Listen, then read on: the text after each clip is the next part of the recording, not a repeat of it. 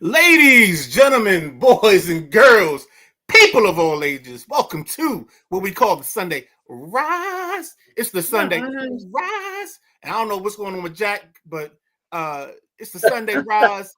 It's the Sideline Junkies Podcast Network. We are here to bring you all the entertainment that you need on a Sunday morning. It's the best place to get it.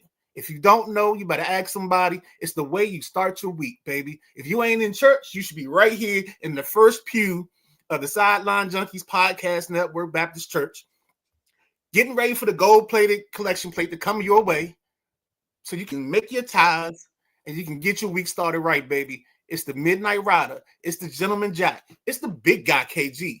And when it comes back to me, the Midnight Rider, I am him who he is, he who he be. And with that being said, I'm going to give back to the host, the big guy, KG. What's going on, everybody? Good morning to you. Thank you for joining us on this wonderful, wonderful Sunday. A little gloomy, a little rainy, but it's all right. We still going to make it do what it do. First and foremost, how's everybody feeling? I'm good, man. Let's go, baby. Let's get this thing going, baby. You got football today. Woo! Woo! Woo! Do your scapo, Midnight Rider. Do your scapo imitation. Woo! Let's go, baby. All right. Now, of course, we always started off. Anthony's checking in. What's happening, Anthony? Here we go. We always started off a little different. So, first off, we got to say RIP to Craig Heist. Beloved DC and Baltimore sportscaster passed away at 66. Midnight Rider, I throw this one to you. Yeah, man, I had to like my boy Chris Russell tried to get me yesterday. Tried to take me to a place where they were cutting onions. He had a nice picture with him, with Ty Guy, his son Ty, and Heist. It was like all the stories with those two. Got me in my feels a little bit, man, because Heist was a good dude. He was always around. He was, no matter what the event was, what they call him, Heist Star. It was just, he was just one of them people, man, that just, if you were in a sports building and games were going on, Craig Heist was somewhere to be found. And I remember them talking about how he used to go, the Nats would play a day game at 3, and by the time the game ended, he was in his car, hopping on 295, going up to watch Baltimore at 7. This guy was dedicated. He was a man that loved what he did. And they say he was doing his job up until his last breath, basically. Like the night before, he was working on something. They say he passed away in his sleep. So his last action was doing something sports related, which was, for him, that has to be something beautiful, man. So he will be missed. You can't replace a guy like that. Those guys aren't born. They're like butterflies. They're like unicorns. You know what I'm saying? They're just created and they happen. And his dedication, his drive, his importance to sports in the DC area, the DC metropolitan area, Baltimore area, is unmatched. I mean, we lost 2 great ones in the span of like 3 years, because Pete Medhurst was another one where it didn't matter the sport, the occasion, he was there. And we lost 2 great ones, and it's going to hurt our sports world here in the District of Columbia and the surrounding cities. I was a little long-winded. I apologize. No apology needed. I'm going to tell you this, and I'm being honest with you. Al Galdi said it best. I can't remember a year like this for members of the Washington, D.C. area sports media. Pete Medhurst, John Feinstein, Tim Strachan, Rick Schneider, and now Craig Heist. Please, no more. And it's like we that's what we're dealing with. We're losing the archives. Yes. And something my grandmother used to say when we were in a time of death, and death's hitting harder and harder. When you lose a link out of the chain, you got to pull closer to strengthen the chain. And that means pull closer to your Tom Laveros, your Andy Polans, your Tony Kornheisers. You got to pull closer to those guys, because those are the guys that connect the past with the present. and losing Junior Feinstein, and that hurt because I listen to him on Kornheiser a lot. Losing Pete Medhurst, listen to him on 106.7 a lot. Rick Snyder, Mr. Give Me 2 Minutes. I watched him on YouTube all the time for just his history of Commanders / football team / Redskins things. It hurts, man. It really does. And it seems like that's what we've been dealing with this last 4 to 6 months. And it's just like, geez, man, ease up. But it hurts. So a couple of comments real quick. Anthony want to be funny and say, good are the Yankees playing today, KG, because they usually have a playoff game on Sunday for baseball. The Yankees lose. The Yankees lose. So we just coming out swinging below the belt, Anthony. All right, I see you, brother. All right. Keith say my voice sound like the late night podcast. Well, it's early in the morning. You got to get it in when you can. It's the voice of the quiet storm on WHUR. See, I got a voice in radio. Breakfast was on the table. Come on, let's go, baby. Anthony said, was Craig the voice of you guys' childhood in DC when it came to local sports? Nah, he wasn't the voice, Anthony. He was the guy. It's almost like he was the man next to the man next to the man. Like he was the guy that was always doing the post game, the pre games. He was doing a lot of that stuff. He wasn't really like the voice of the game itself, but he always set you up for the games. He was always there to give you a recap. So that's kind of how the heist guy was around. And he said, for me growing up in Miami, the voice of my childhood as a Dolphin fan was Jim Mandich or Larry King. And Coach Jackson checking in. What's happening, Coach? And we got to do this one more time. A staple of March Madness the past few years. Sister Jean. Sister Jean passed away Thursday. For Loyola, she was the chaplain for Loyola University in Chicago. And she was 106. Sister Jean just retired. Like literally just retired. What does that mean? Maybe 2 weeks ago. What does that mean? Like she retires as a nun. Now she can like go get a freak on or something? No, she retired from Loyola.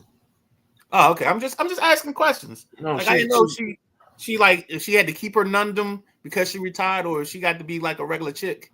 You know what I'm saying? She retired from Loyola. Okay. Hey, I'm just asking questions, bro. I get it. She retired from Loyola. And the thing is, with her retiring from Loyola, she was doing that. What was that? 2019, doing that run for Loyola during the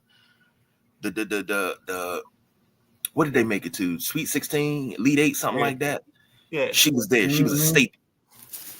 She was there, and she came back the next year. They had a run. It's like when you don't have Sister Jean up there, you're not gonna make that run.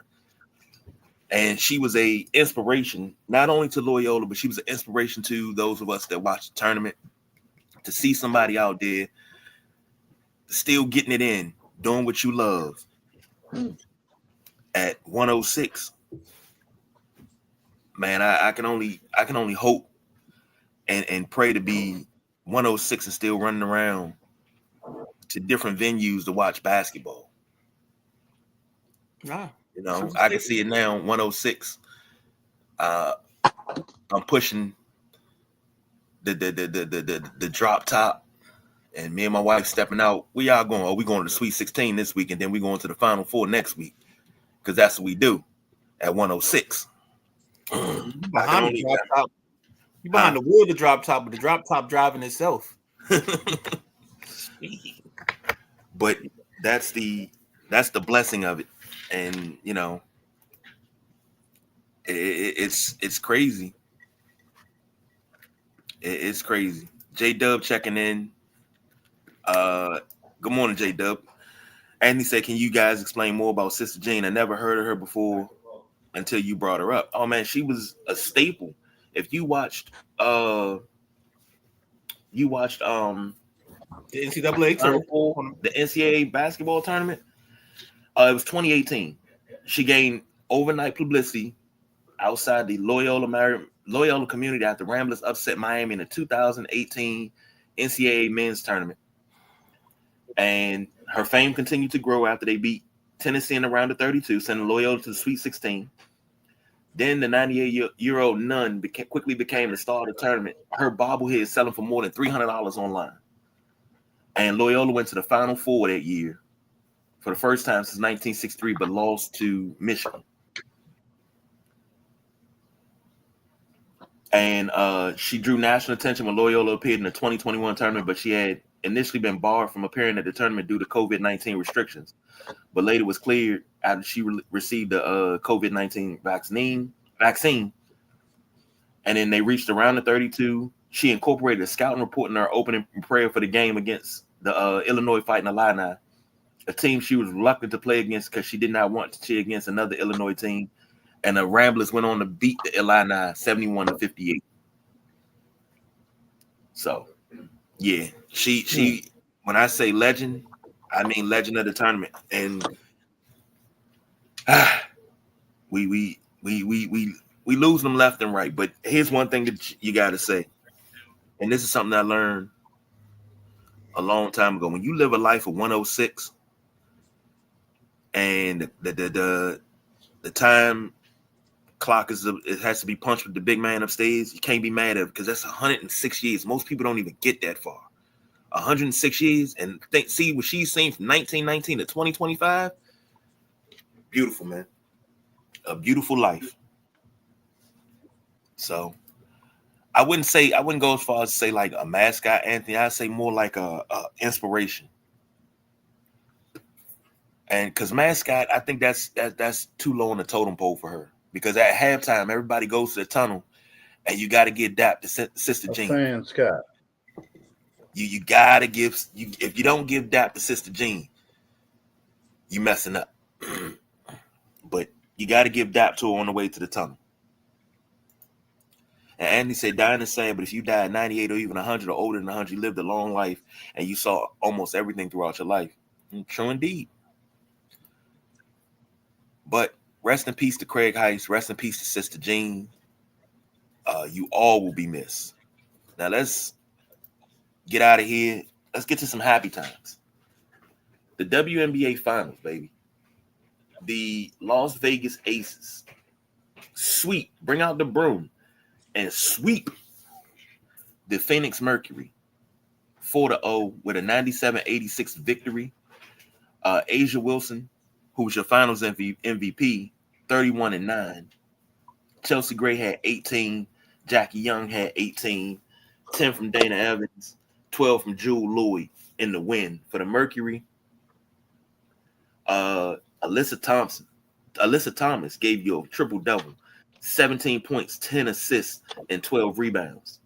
DeWanna Bonner gave you a double-double with 10 and 10. 30 from Kalia Cooper. 10 from Monique McConney. And 10 from Kalani Brown. But not enough to stave off elimination. Asia Wilson, your Defensive Player of the Year, Co-Defensive Player of the Year, Finals MVP,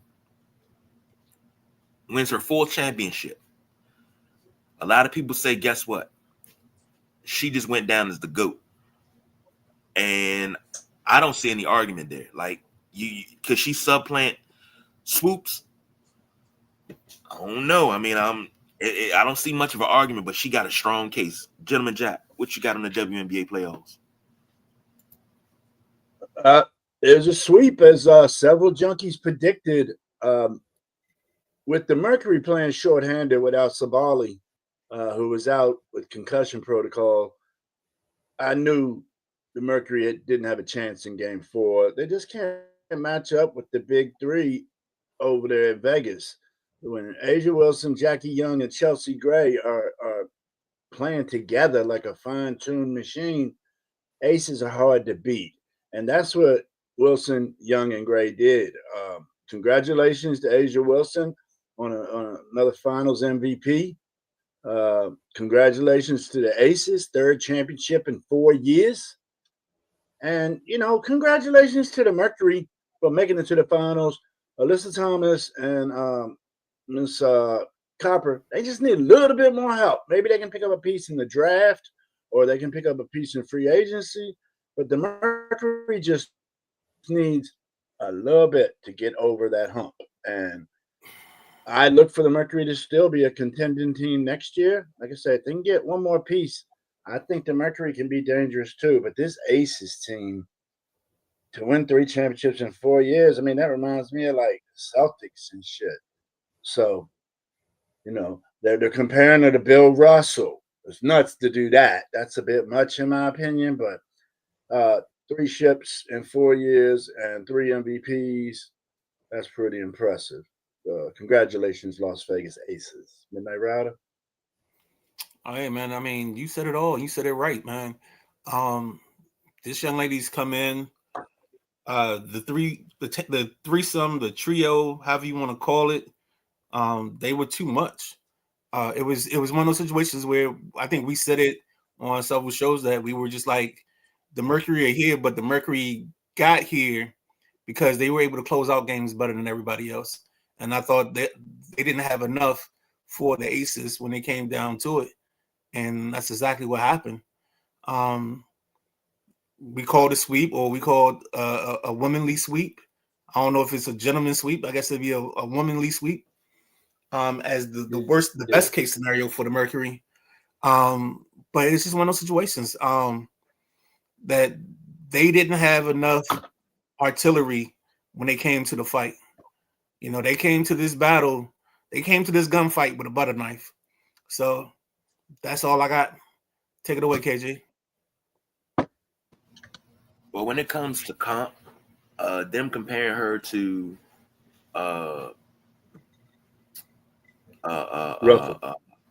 Bill Russell and comparing this team to the Celtics, you don't have to go outside of their sport to compare them to great teams, because you have teams like the Detroit Shock, the Houston Comets, the Sacramento Monarchs, which were great dynasties. This Las Vegas Aces team that started out, this is one of the original teams. This has got the bloodline of the original team. This is the Utah Stars that became the San Antonio Silver Stars, the San Antonio Stars, and then they moved to Las Vegas as the Aces, and they're owned by Raiders owner Mark Davis. He bought that team for what, $25 million? They're worth $300 million now. That's a dynasty. That's a dynasty, and I think that to go outside of the WNBA when you're talking dynasties, I think that's a slap in the face. We don't need that type of talk. We don't need that. No, because guess what? This team, Asia Wilson, she basically said, y'all don't want to give me my respect, I'm going to take my respect. And she went out there and she balled out. Signature shoe, MVP, Defensive Player of the Year, Finals MVP. Like, what is it that she can't do? She is a absolute monster. And we've known that for quite some time. And it's a shame that it took so long for her to get her flowers. But now, if you want to give her flowers now, it should be bouquets and bouquets. Like when she opened the door to the crib, she shouldn't be able to see the floor because all her flowers are just there on top of everything because she got to get them. But let's not gloss over one Becky Hammon, because if Becky Hammon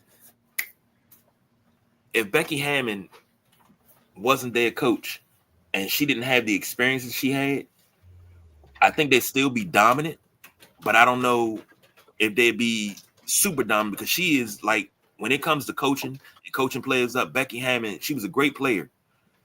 Now she's going to go down as a great coach. So I would love to see her go into the Hall of Fame as a player and then again as a coach, a la Phil Jackson. And I love it, man. I absolutely positively love it. And that's 3 championships in 4 years. So it's not 4 and 5, it's 3 and 4. They won 22, 23, they missed 24 when they won 25. So they got 3 championships in 4 years. All right. That's good. But this right here, man, I am so happy for them. I'm happy for the Aces because guess what it just did? It put more eyes on the league, and now maybe we'll be doing expansion. After this next expansion, you'll be doing expansion again, but hopefully it won't be quote-unquote expansion. It'll be revitalization, and a certain franchise comes back to show that there's still a dynasty. One can only hope. J-Dub said, I gained a new respect for women's basketball game watching that game last night. Those chicks could ball. And they were pretty good shooters. Fundamentally sound. All right, next up. Sore spot for me. MLB playoffs, gentlemen. I don't have a dog in the fight anymore, so I'm going to throw it over to Gentleman Jack because I am protesting. I am upset. I am hurt. So Yankees lose. Yankees lose. Papa Yankees. 1-2-3 Cancun. Papa, no, we like going to Puerto Rico. Oh. Yankees lose. Bye-bye. So we got game 1 today, 8 p.m. on Fox. Seattle Mariners, Toronto Blue Jays. Blue Jays a hammering team, man. Can the Mariners hang with that? Cal Raleigh versus Vlad Guerrero.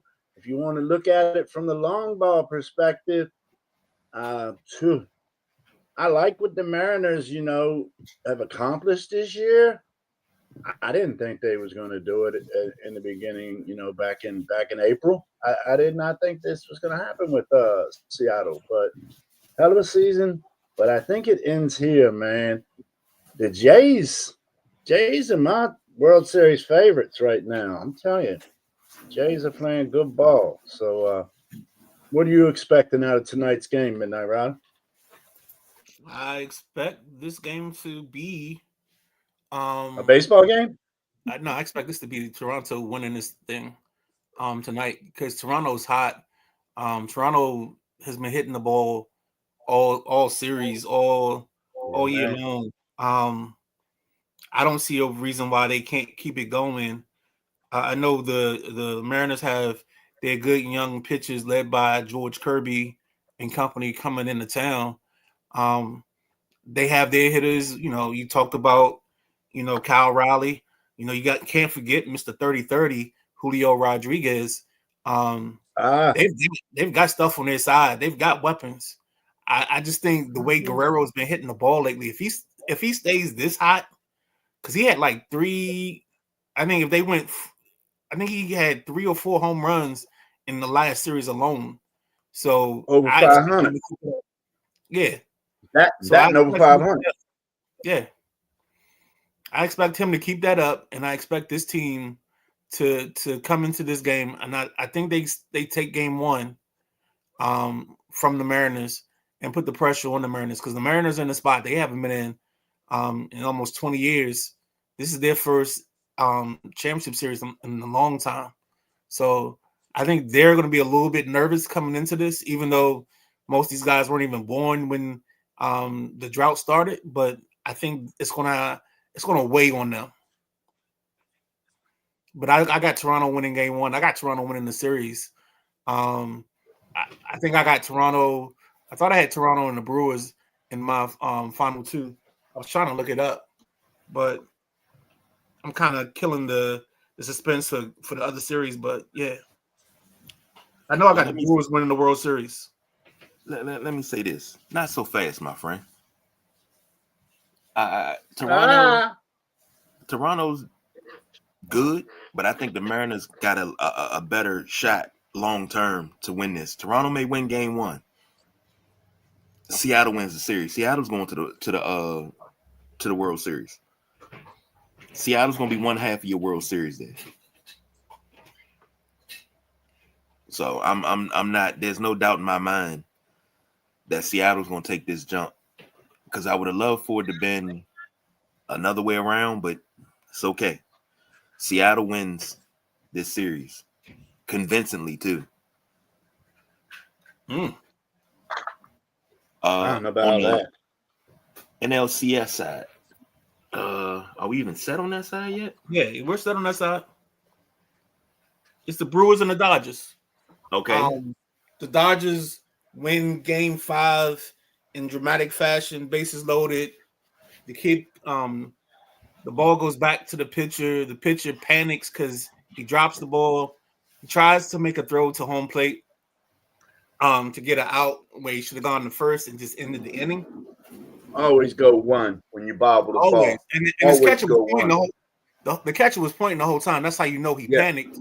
And But it wasn't. That's the infielder's cardinal rule, dude. If you bumble the ball, you're going 1. Period. There's no trying for the double play or the shot at home. That's been taught to you since Little League, man. So I know it's bases loaded, 2 outs, 15th inning. The juice was running. I understand the man making a blunder, Midnight Rider. Excuse me for interrupting.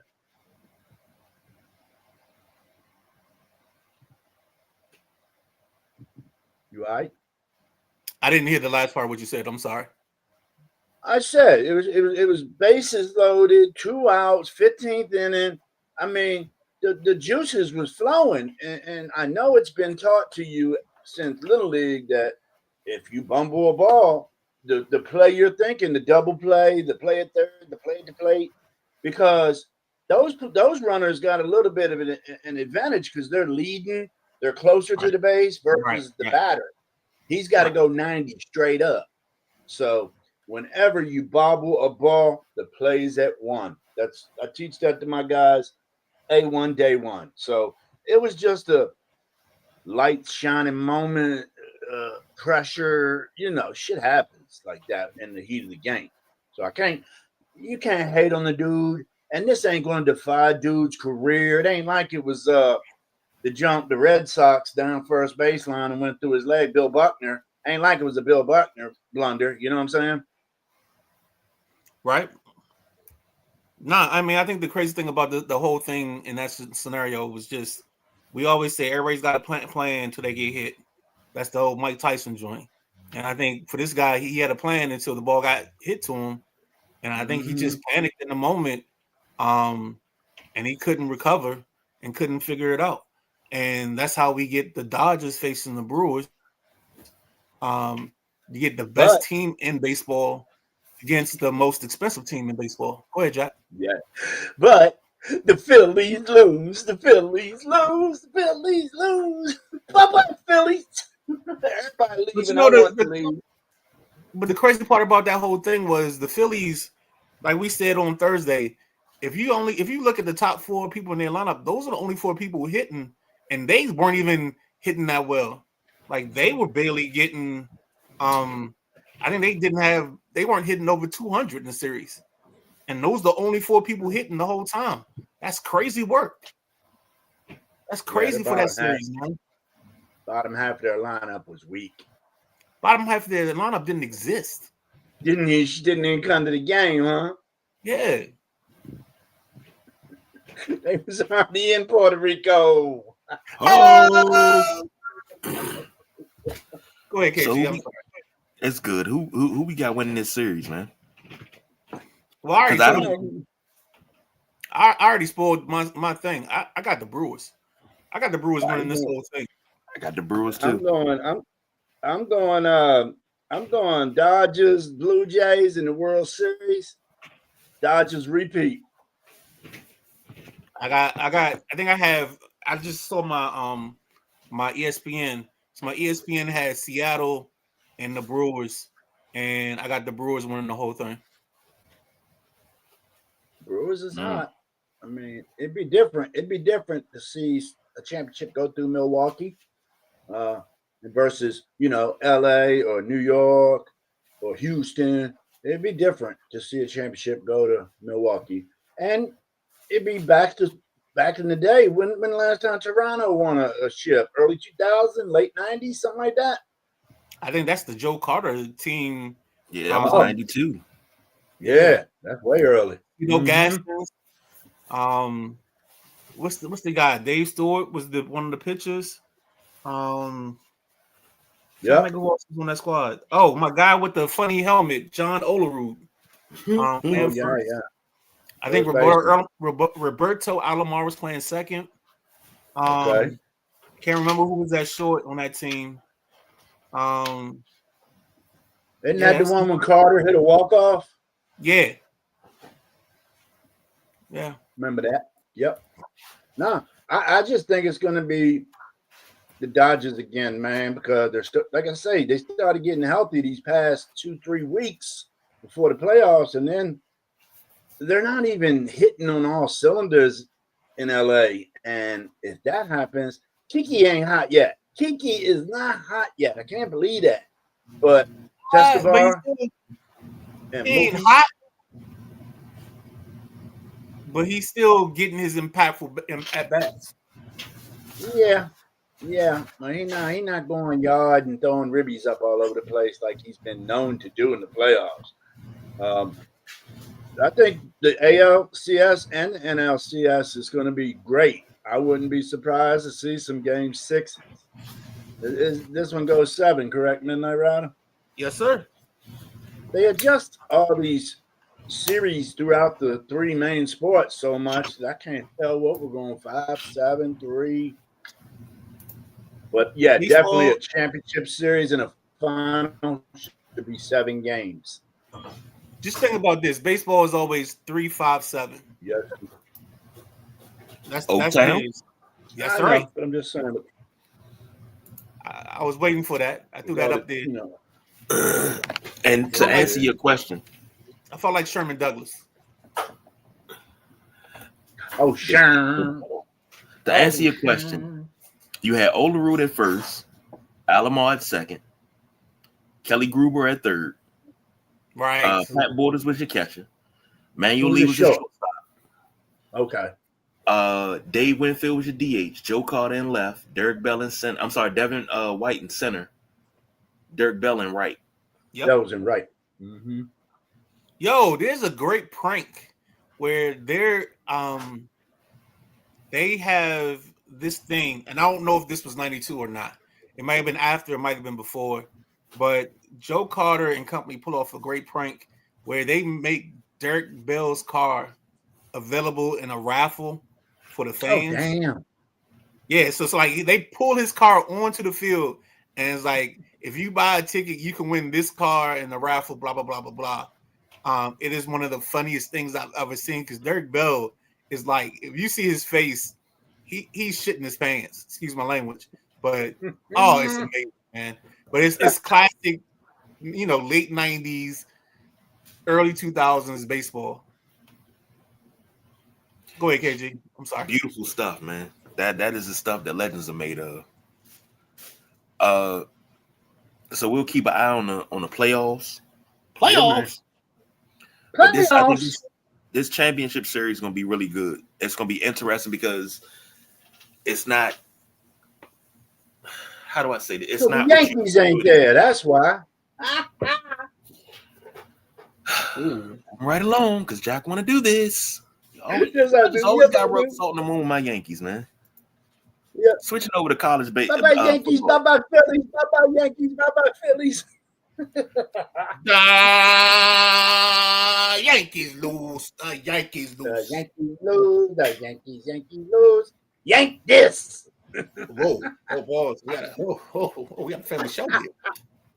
Moving over to the college football recap from the 3 games that were done on Thursday by these 2 gentlemen right here.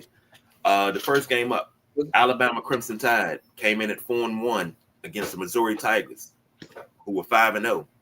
Alabama prevails 27-24. Ty Simpson for Alabama, 23 of 31, 200 yards and 3 touchdowns. Jamarion Miller, 20 carries, 85 yards.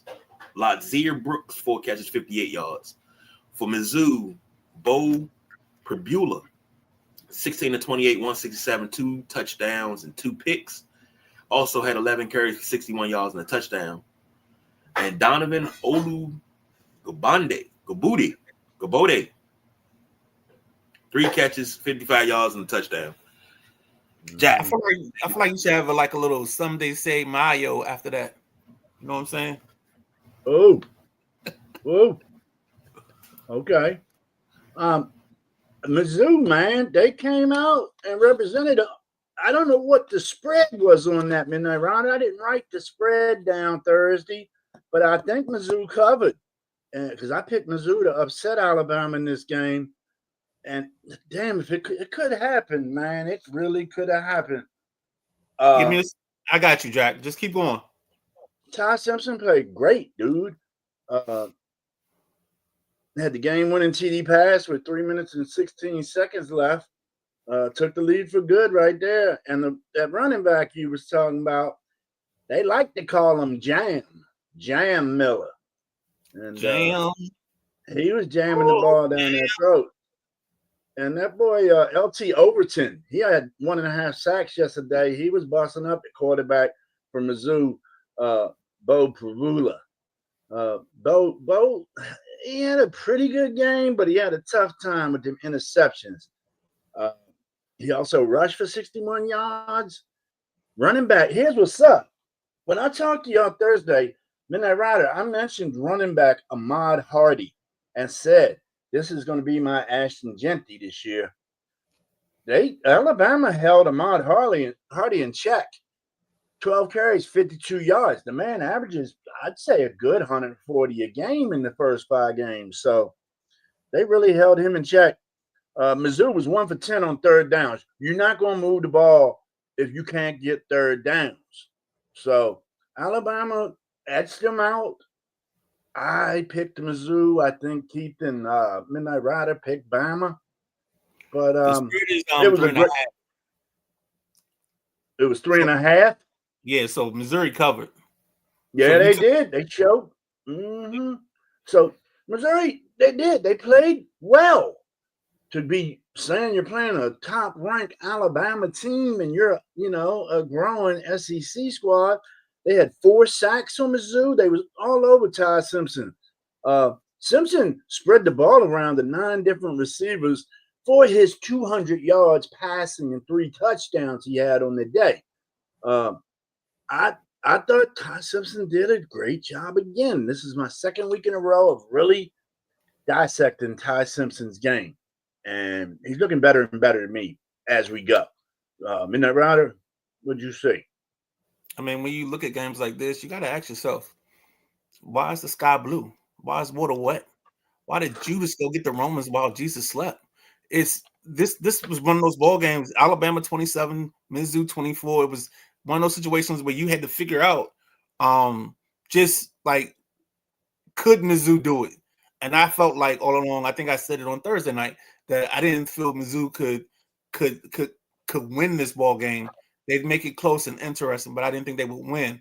I probably took Alabama. I took Alabama to cover on my bet last night, and that messed up my card, along with Florida State and a couple other places. But Ty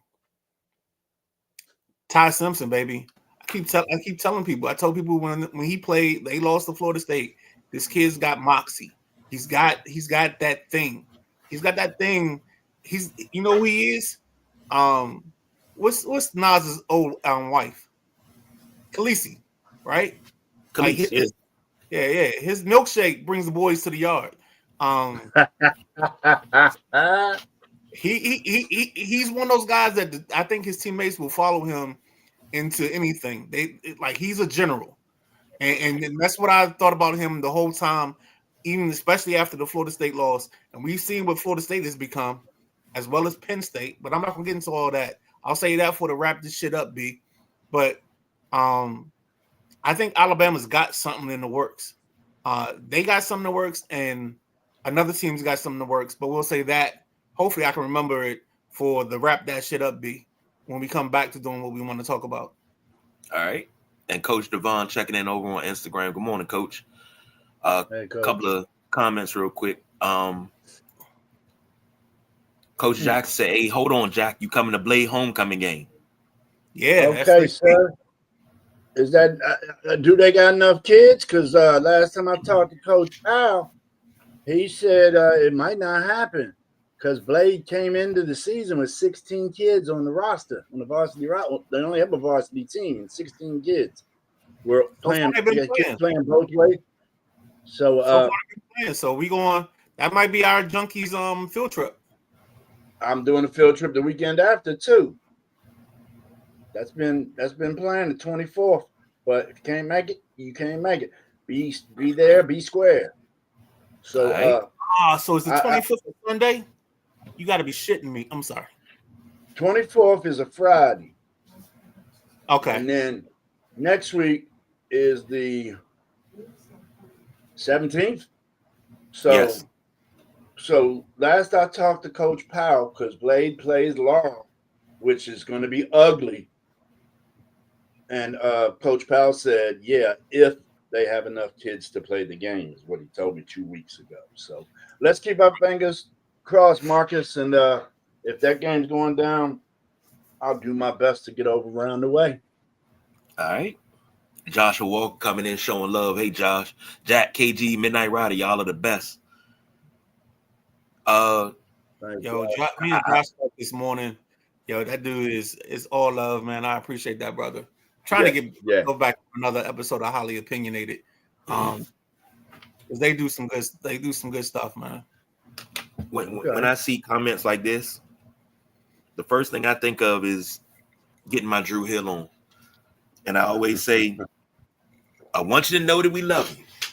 I want you to know that we need you. But where would we be without you? Nowhere.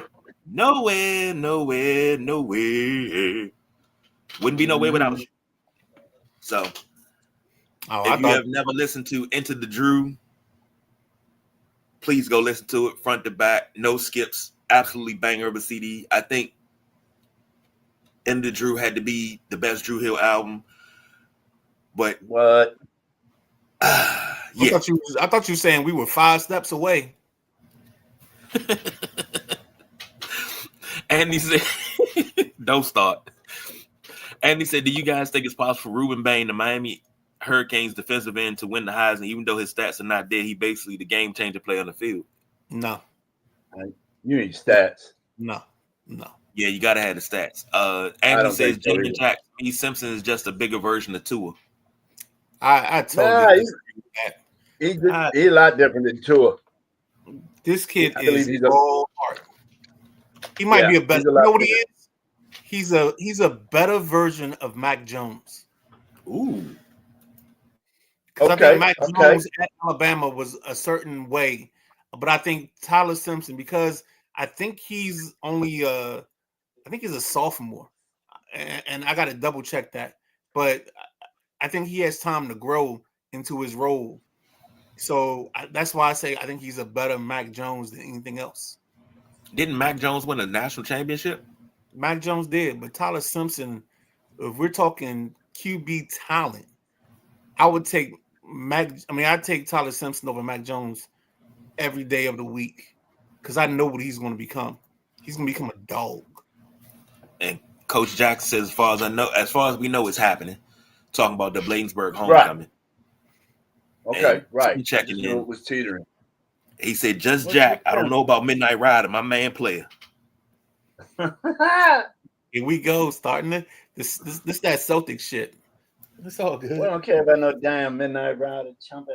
Next up, the number 1 team in the land, the Ohio State Buckeyes defeated the Illinois Fighting Illini 34-16. For Ohio State, Julian Sayin, 19 of 27, 166, and 2 touchdowns. Maybe if I turn this around, I won't have to crane my neck so much. Why don't you do that? Bo Jackson. Not that Bo Jackson. Probably could, but he would have more yards. 10 carries, 47 yards. Jeremiah Smith, 5 catches, 42 yards and a touchdown. For the Illini, Luke Altmaier, 30 of 44, 248, and 1 touchdown and an interception. Adrian Lowry, 8 carries, 50 yards and a touchdown. Cole Rusk, 5 catches, 68 yards. And it was a play in the game where the Illini were getting ready to punt. And somehow, some way, they decided to call the punter down because his knee touched the ground when he was receiving the punt. Yes. And I think that kind of changed the tide in the game, but maybe the tide was already changed. So I throw it over to Midnight Rider and the Gentleman Jack. You guys tell me about it, please. Who you got? You can go first, Scott. Well, OSU showed us what they've been doing, and we all agreed with it in our predictions. I just didn't think Illinois was going to be able to handle it. And you can't turn the ball over 3 times against a tough team like Ohio State. It ends up turning into 21 points for Ohio State. So that was a big hurt for Illinois and Altmaier. One of his interception was deflected, so that sucks.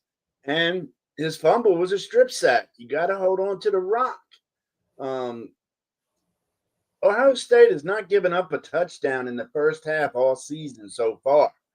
That's pretty ridiculous in 6 games to be able to do that. That's amazing.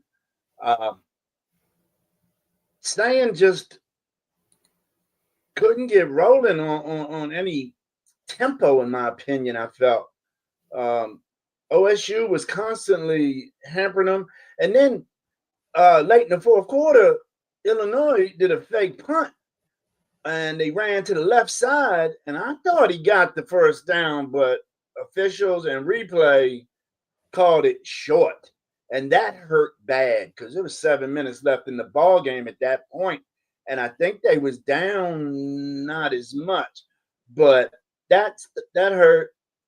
And you know, OSU, what's that boy Reese, that lineman Reese? He had 1.5 sacks.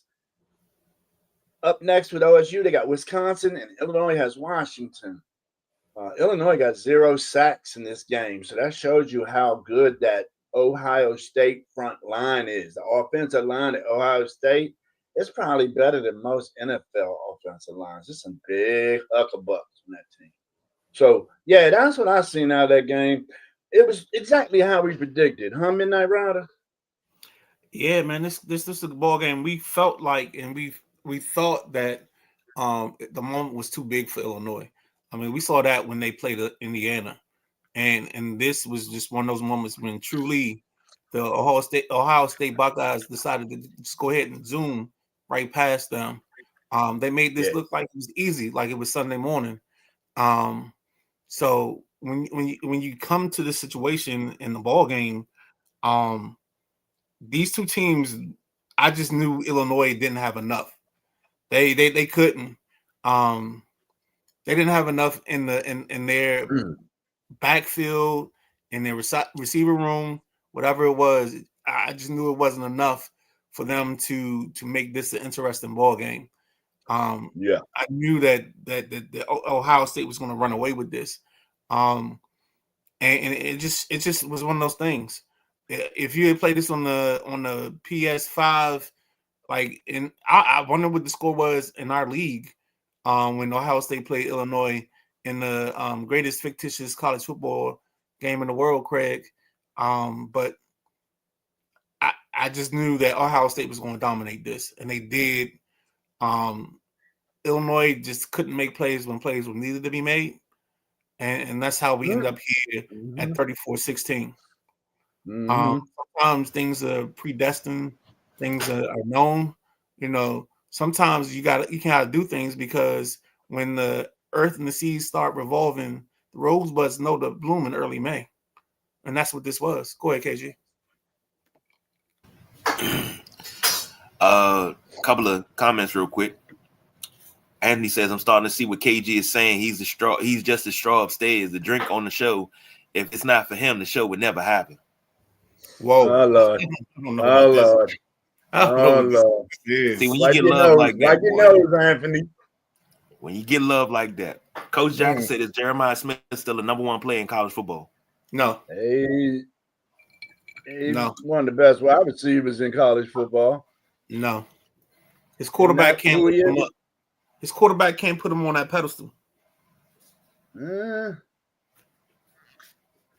Andy said, I told people Illinois was overrated. They're not as great as people thought they were. I think Illinois is in the position that Indiana was in last year. You know what I'm saying? They kind of new to success again.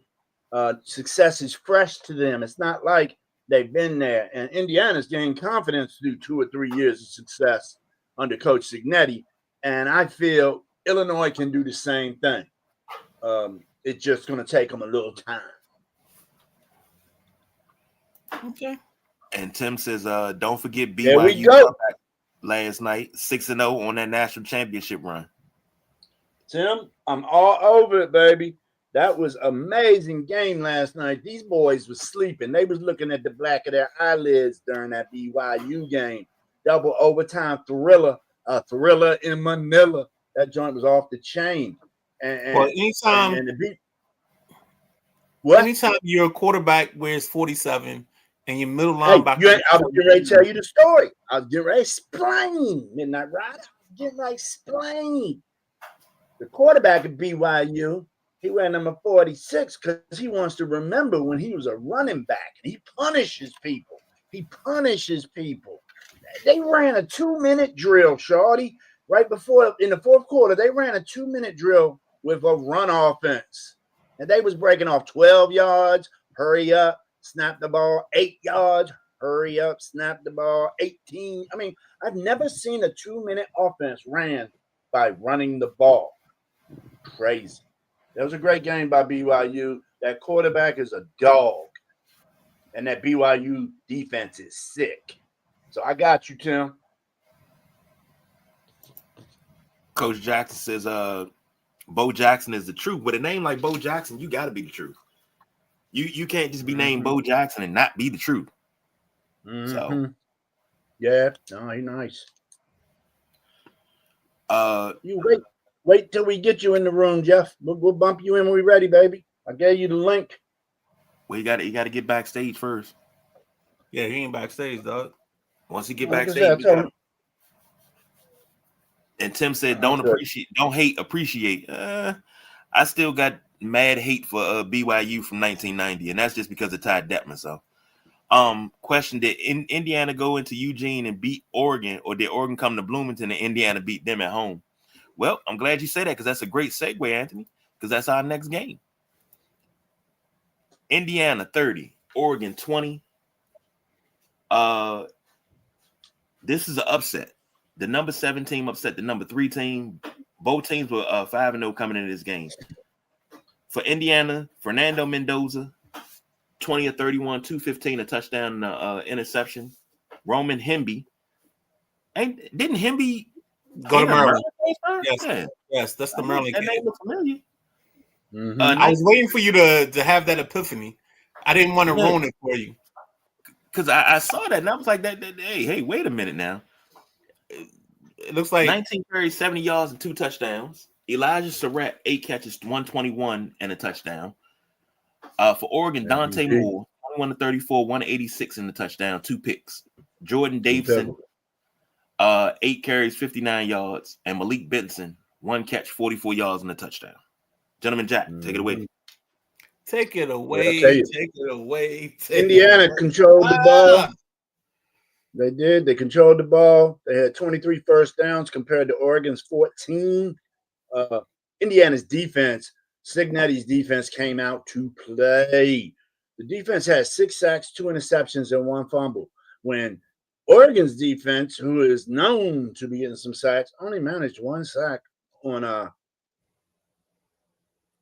only managed 1 sack on Indiana yesterday. So you had the kicker, Brandon Frankie, for Indiana, 58-yarder yesterday as time expired in the first half. I thought that was a big-time kick. Aiden Fisher, 13 tackles, 1 sack. Elijah Hardy, 13 tackles, 1 sack. The defense came to play. If you can hold an Oregon team to 20 points, your defense did damn fine. And at Oregon, you had Brandon Finney. He's the guy that got that 35-yard pick six that I thought might have been a changing point in the game, but Indiana and Mendoza just kept their poise. And for Dante Moore to come out of there with 2 interceptions, it goes to show how much Indiana pressured him, because one of my favorite receivers and one of my favorite first names in college football, Mr. DeCorian Moore, was pretty much shut down. He's a national leader, man, in yards, and he got held to 4 receptions, 39 yards. That's not like DeCorian Moore. So, I mean, even Malik Benson got shut down. I mean, he had 44-yard TD reception, just one catch, 44 yards. So that was a break in the coverage for Indiana that hurt a little bit, but they held on. This game is tough for all of us to pick, I think, because at the end I was like Indiana, Oregon, Indiana. I picked Oregon, so I missed that one. What'd you do, Midnight Rider? How'd you see this game? It was a great one. Oh, I love this ball game. You might as well go ahead and start putting. I don't know what you make him out of, but Signetti needs to go ahead and get a statue, because Indiana football has come a long, and when I say long, a long way under his tutelage and under his guidance, and they're making us a tough case for them to be a team that's going to be in that final 12 in the playoffs. Exactly, they're going to be one of the disciples. Who are they going to be?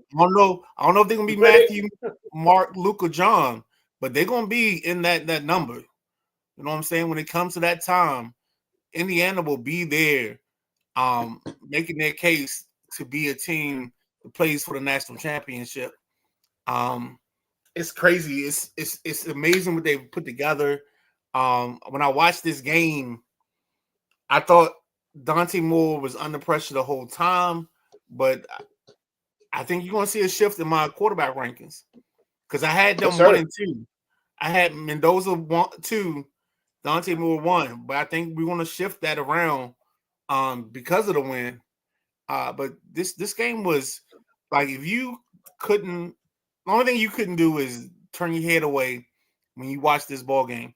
This is one of the best college football games of the season, and Indiana just prevailed at the end, and it was beautiful for me because we got something different. You know what I'm saying? We don't have the usual guys, the usual suspects at the top of this league. We got some what's the word they use? Parity. New meat. Some parity going across college football. So I like it. I love it. KG, take it away. All right. Couple of comments real quick. Joshua said he'd love to come back on the show. Hey, you gotta schedule with Jack Carr, because Jack Carr handles all guest pickers. Coach Jack said, "Can we speak on the fall of Penn State?" That's coming up a little later. Coach, I can do dog, that. Let's do it now, dog. Let's do it now. Okay. I can do that. If we're gonna do the fall of Penn State, you know what's gonna happen? If you've ever seen Goodfellas, when Tommy D thought he was gonna get made, he walked in the room. He said, "Oh," and next thing you know, they blew his brains out. That's what's gonna happen to James Franklin. He's gonna walk in the room thinking it's a normal press conference.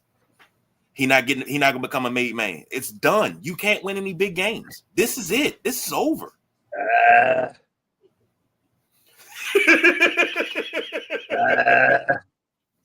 I mean, I know the cat's 0-15 in big games, but he lost his starting quarterback. Let's have some sympathy, some compassion for the program. Jack, they lost Altmaier.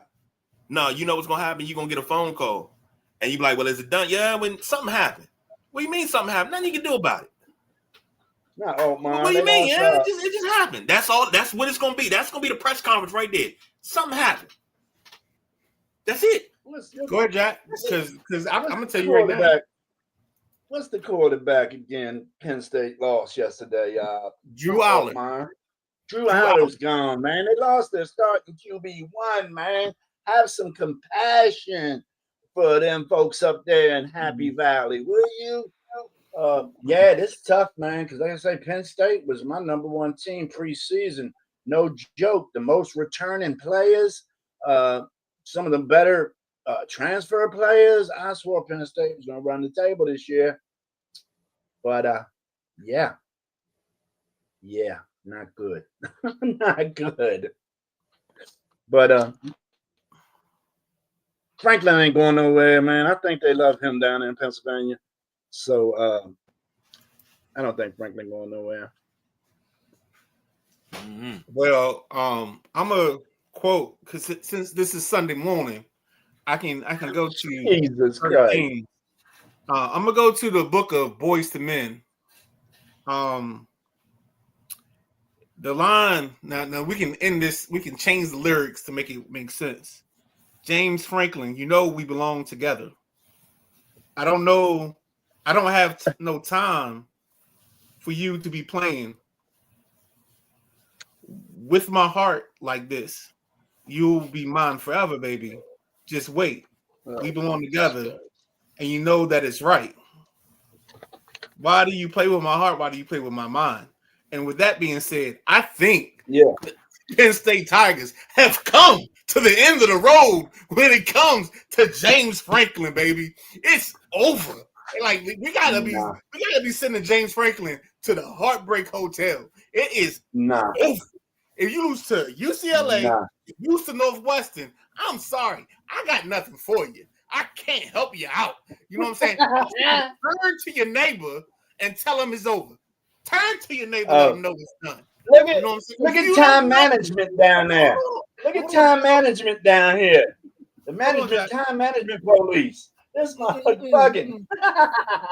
All I'm saying, Jack, if you know, you know. And all I'm saying is our time. I know what I know and I see what I see.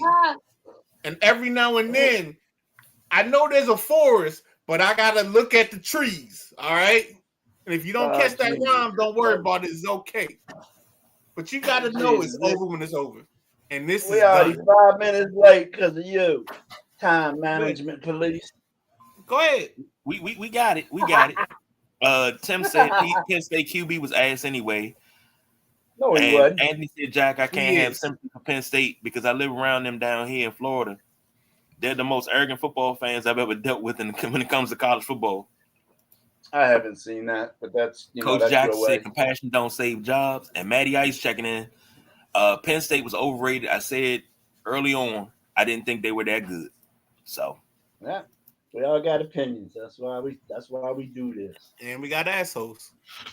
Well, I'm gonna throw this over to Gentleman Jack. Run down the resume of our guest picker for the nickel today.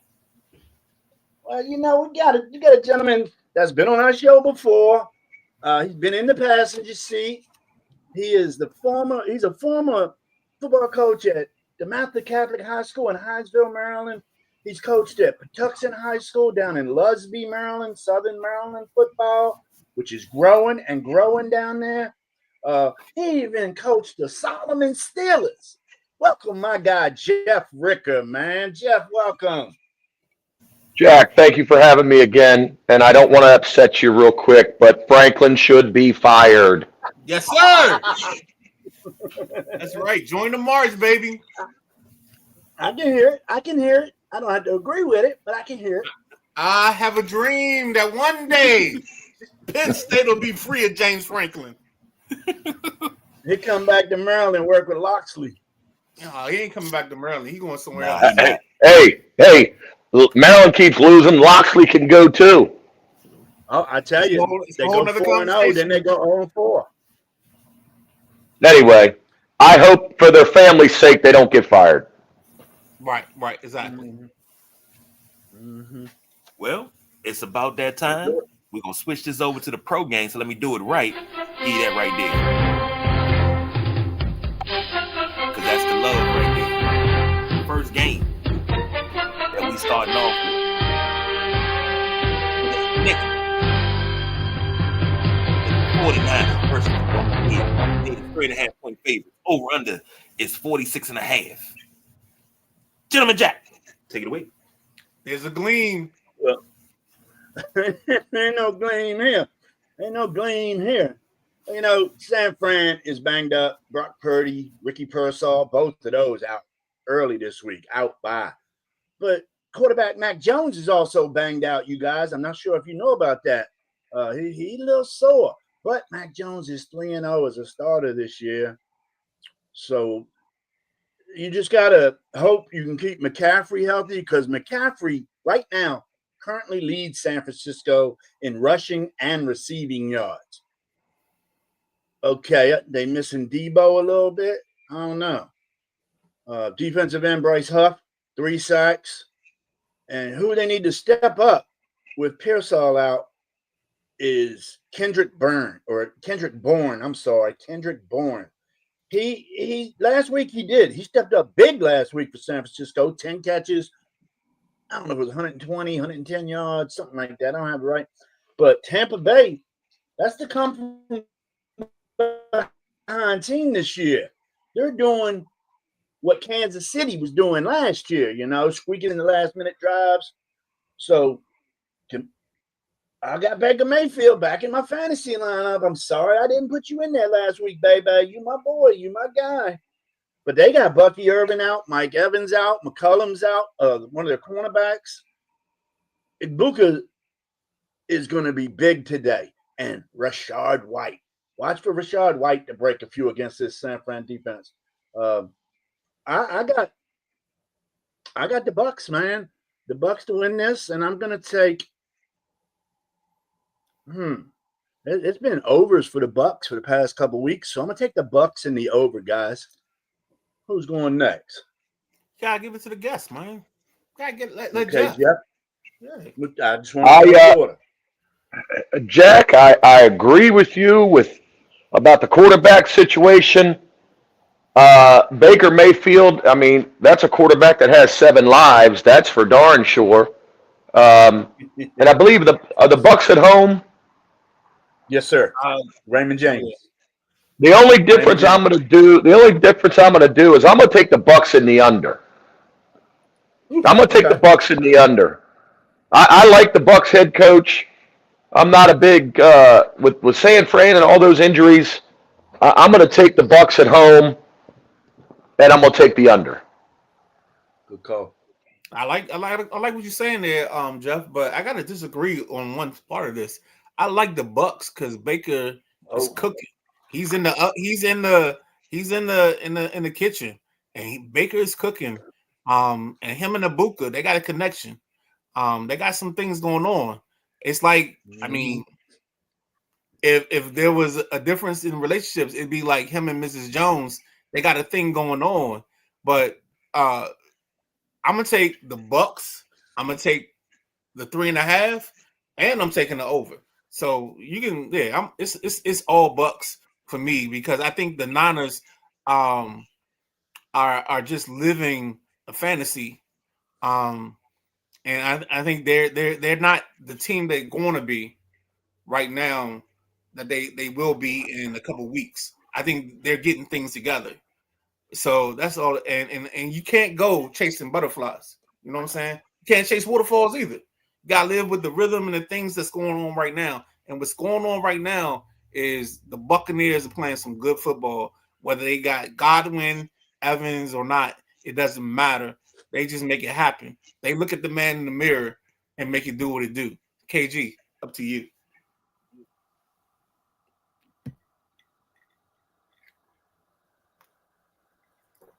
KG. There we go. I had to get that mute off. Jojo said Baker is the MVP runner. Evan was out last week. Right now. And she said she got the Bucks too. And he definitely in the kitchen. Okay. And Matt Jones tough on that on the Matt Jones too on the burner. But I got Purdy signed that 5-year $265. He signed that 5-year $265 million contract, and he's done missed 6 out of the last 13 games. So is San Francisco getting their money worth out of Mr. Purdy, and should they have threw that big money at him? I'm sorry, go ahead. Here's what's crazy. San Francisco does the same thing every year. They start off hot, go through a whole injury bug. Either they're gonna finish strong or they're gonna finish. They're gonna either finish like a lion or they're gonna finish like a lamb and limp to the playoffs. They do this every year. And then that's always the excuse from the fan base. Well, we had injuries, we had this, we had that. You know, it reminds me of Commanders teams from years ago where the injury bug bit so hard because we didn't have the trainers. So this seems like what's going on in San Francisco. But give me the Buccaneers this, and give me the Buccaneers and the under. I'm gonna take the 3.5 and give me the under. Yeah, it seems like that running back at San Francisco gets injured every year as well. Every year, he's always injured. He plays 110%. I think yes, he does. And he gets a lot of touches through the passing game and the running game. I mean, he's probably 70% of their offense.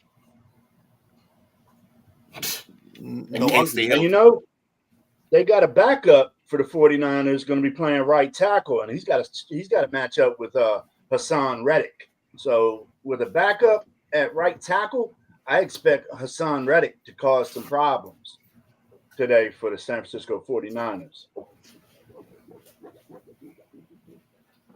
Because the Niners are banged up. We've all four said that. So I don't think it's going to be a pretty day for the Niners.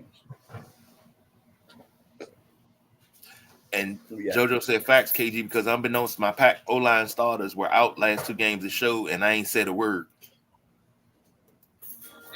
Now, next game up, you got Lions versus Chiefs. The Chiefs are 2.5-point favorites at home. Over under is 52.5. So this is where this comes in because, you know, you got to have it. There's a gleam. We'll see. Let's get the gleam. You got to get that gleam. Gentleman Jack, do you got the gleam? I think Detroit can have the gleam. KC wants to have the gleam, but that might be tears. That might not be gleam. That might be tears. The only bad thing, Detroit's going to be without their top 3 cornerbacks today. And Patrick Mahomes can make you pay if you ain't got good backs back there. So, but Detroit's defense, number 2 in the league in sacks with 16 sacks through the first 5. With Kansas City's line the way it is this season, it's not as good as seasons past. I think Patty's going to be running, throwing sidearm, throwing behind his back, throwing no-look passes. And I think Jared Goff's going to tee off on that Kansas City defense. Montgomery and Gibbs, I expect 100, 125 between the 2 of them. St. Brown's going to do St. Brown things. I look at Kansas City, you know, their number 1 receiver is Hollywood Brown, dude. But Hollywood Brown's got 40 targets, and he's only secured 26 catches. That's damn near 50%. That's not good for a receiver. Your quarterback, Patrick Mahomes ain't throwing balls that bad. So I'm going to go for Kansas City to stumble and bumble to 2-4 this week. Detroit wins this game over under 52. That's a lot. I'm going to take the under. Lions in the under. Jeff, what you got? Well, Jack, I got to tell you, you still got Andy Reid on the sidelines. You still got Patrick Mahomes who can run. I'm a big Detroit fan. I love the way that coach coaches. I love the way the locker room. I mean, it just seems like that Detroit team is so. You don't ever hear any grumbling coming out of that locker room. Even last year when they lost to the Skins, because I'm never going to say the Commanders, but you know, they hung together. Detroit is a very good football team, but I'm taking the big old man, Coach Reid at home. I think Kansas City rebounds. I do think, yes, there's some injuries. And Jack, if I'm not mistaken, Detroit's 3 top corners are out. Is that correct? Yeah. Yes. Detroit's top corners are out. And like I say, Detroit's defense is stout with Aiden Hutchinson with 5 sacks, Kirby Joseph 3 interceptions. So no doubt.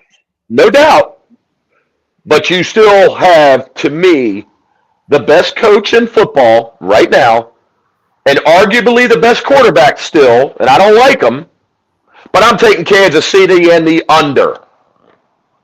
Ooh, I'm okay. taking Kansas City in the under. I think Kansas City at home rebounds, and yes, the pass rush could get to Mahomes, but if there's somebody that can throw it behind his back, like you said, and there's somebody that can run, I like the running backs and the athletes that Kansas City has. At home, if this was in Detroit, I wouldn't even think about it. But it's in Kansas City. I'm taking them in the under. Okay. Okay, sounds interesting. See, I'm in that space where Simba is sitting beside his dad and Mufasa, and they looking out over the lands, and he's talking about the dark Here we place, go. and that dark place is Kansas City, and he says you don't have to go there, son. All right, and what I think and what I believe is the Lions and the Honolulu Blue, they're gonna go into Kansas City and do what it's got to do. I think we got the over in this ball game because I think these teams are going to score. I think both teams are going to let it loose. I think Amon-Ra St. Brown gets a late touchdown. We cover. The Detroit wins outright. Detroit wins this ball game, and we hit the over. And I'll keep it that simple so that way KG can go. But if you know what I know, you on point, Tip. Time fight. And I'm going to say something. There's no way this AFC division is as bad as their records show. That's why I think Kansas City rebounds. The Ravens, are you going to tell me that the other team like Denver? I mean, I just don't think that division is that bad. I think they're better than the records show in that division. So I'm gonna stick with Kansas City. Sorry about that. No, you good. Because I'm gonna tell you it's human nature. And you ain't gotta answer the whys and the why. But the why is these teams are struggling right now and they're playing the toughest part of their schedule. And that's why Kansas City's gonna lose this ball game. Well, I tell you what. We'll talk about this game. We'll talk about this game afterwards. No, keep going. You good, Jeff. You want to put a cheesesteak on it, Midnight Rider. Midnight Rider, I want to bet a steak and cheese on this game. Oh, cheesesteak in you. The cheesesteak in you. Midnight Rider. Jeff know about the cheesesteak. KG. Your choice. Right. Wherever. What y'all talking? Go ahead, Midnight. Let me hear what you want. No, we can do it. I'll do it. I'll go. So our cheesesteak is you got the cheese. I got the lines, right? Yes, sir. All right, cheesesteak bet. Straight up money line. No. Straight up. Straight up. Ooh. Chiefs versus Lions. I got Lions. He got Chiefs. Yes. Take on the line. Let me write that down. Cheesesteak. Book it, Dano. Book it. It's booked, baby. And hey, and guess what? I don't care about no Lion King either. Let me tell you that. No, I didn't think Jeff was going to catch that one, but he did. He got grandkids. I know who Zumba Bumba. I know who that is. That's Lion King, man. Hey, that Lion King's gonna get hit by a Chiefs spear. You watch. Oh, you're tripping. Oh, KG, whenever you're ready, bro. It's on you. Man, I am loving this.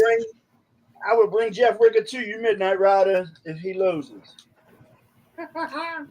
It's all good. I'm gonna have to roll with. I think the Chiefs rebound in this one. It's gonna be ugly, but give me the Chiefs. They'll cover the 2.5, but give me the under. This is gonna be ugly. This will be ugly. This is Sunday night, from JoJo real quick. Where did it go? I ain't got no comment. JoJo said she got KC. And she said, oh, well, the injuries, man. I don't want to hear about no injuries. Okay. And Anthony said, I'm starting to agree with people when I hear them say that the fans use the injuries the main reason why their team loses. It's an excuse. Just admit your team wasn't that good. Ooh.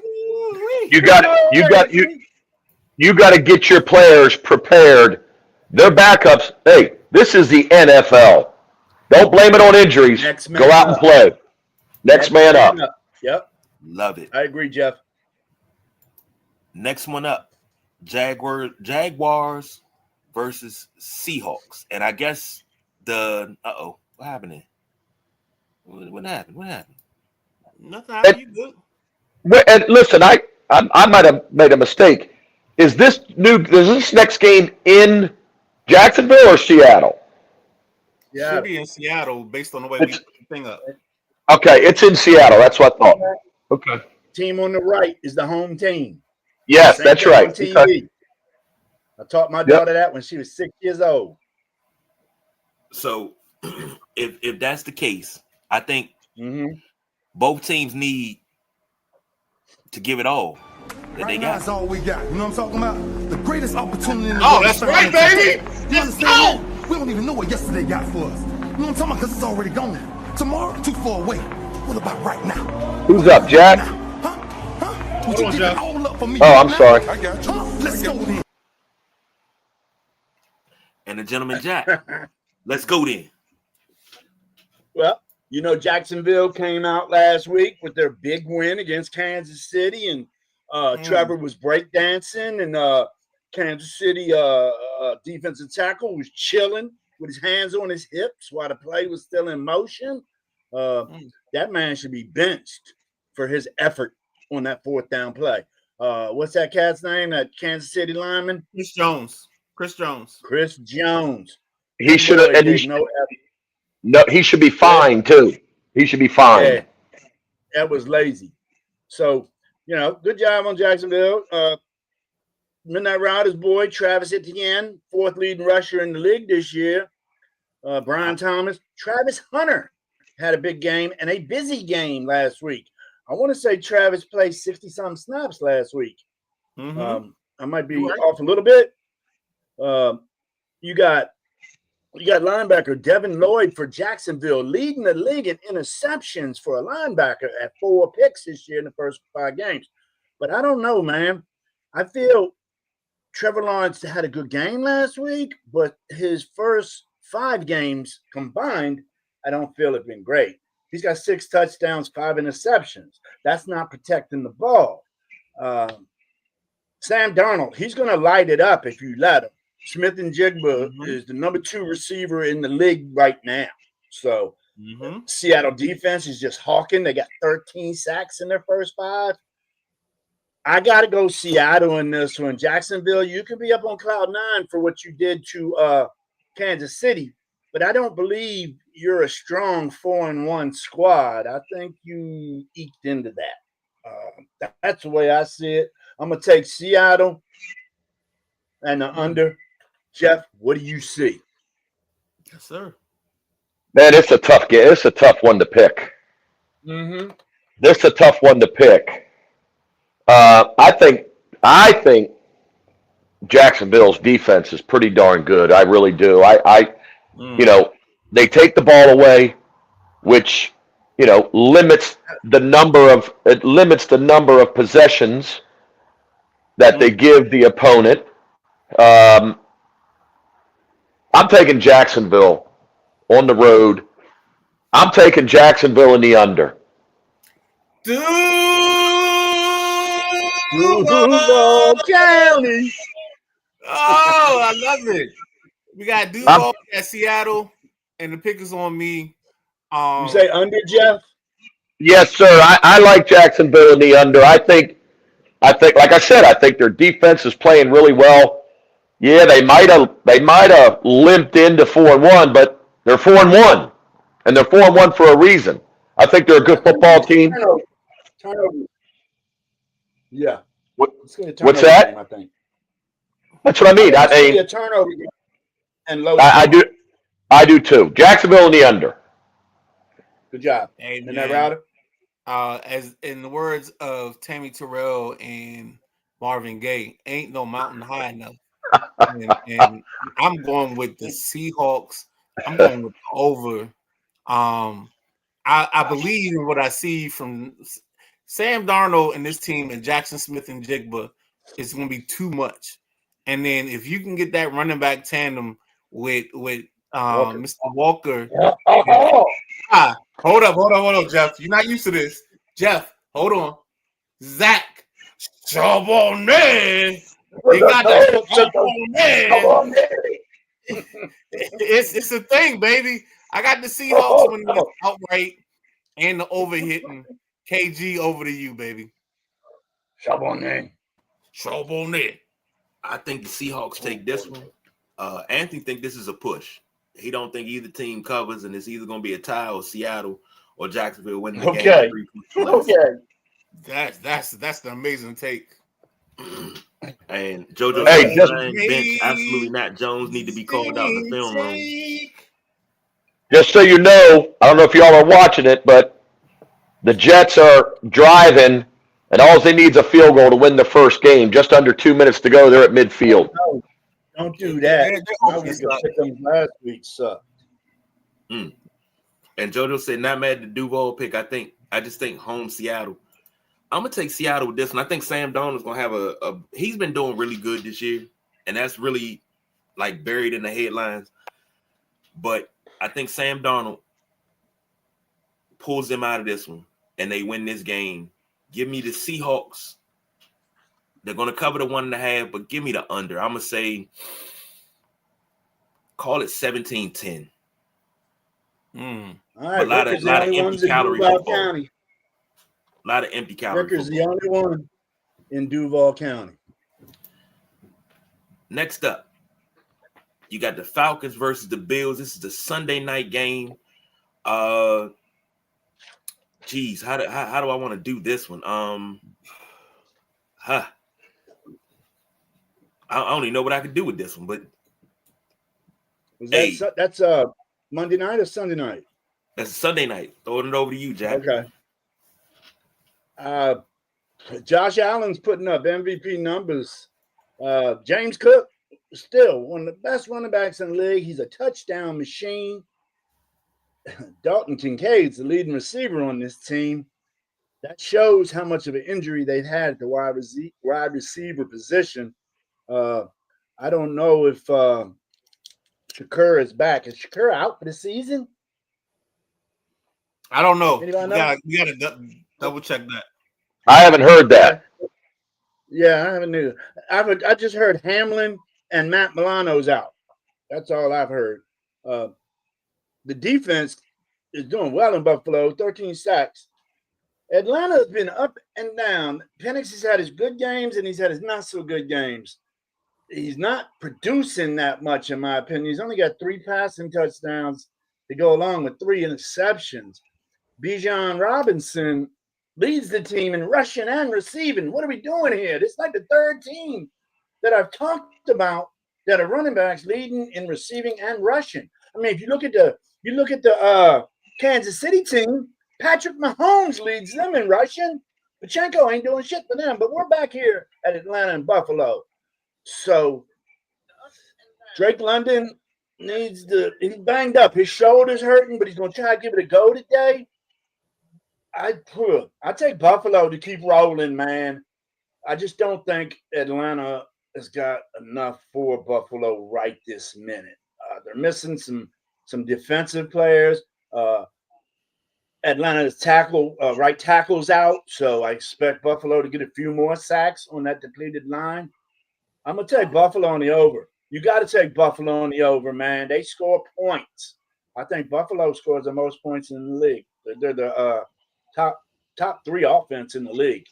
So to stop that train, I don't think Atlanta has what it takes. Buffalo on the over for me. Jeff, where do you see it? Well, I mean, I still think, even though Buffalo had a little mishap last week, right? My Patriots beat them, I believe. Sunday night I don't see Buffalo losing 2 games in a row. The only thing I'm contemplating is whether I'm going over or under. I think the Buffalo quarterback's the best quarterback in football right now. If I'm starting an NFL team right now today, I'm taking him. Yeah. Not so fast, my friend.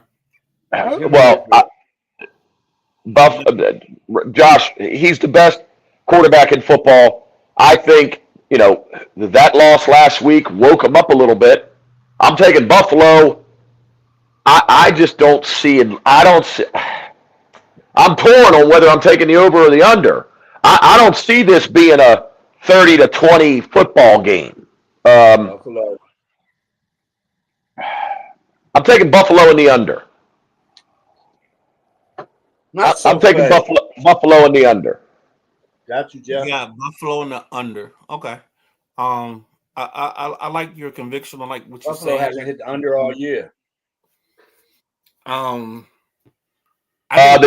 Jets. I'm sorry to interrupt. The Jets are still winless. Yeah, I just saw that. Like their 2 minute offense is disgraceful. It's horrible. But go ahead. Sorry to interrupt. It is appalling what I've seen of the last 2 minutes of both halves of this ball game. Aaron Glenn probably should be fired. He shouldn't even be allowed on the plane. And I know I'm talking about a coach that's 5 games into a season, but this is preposterous.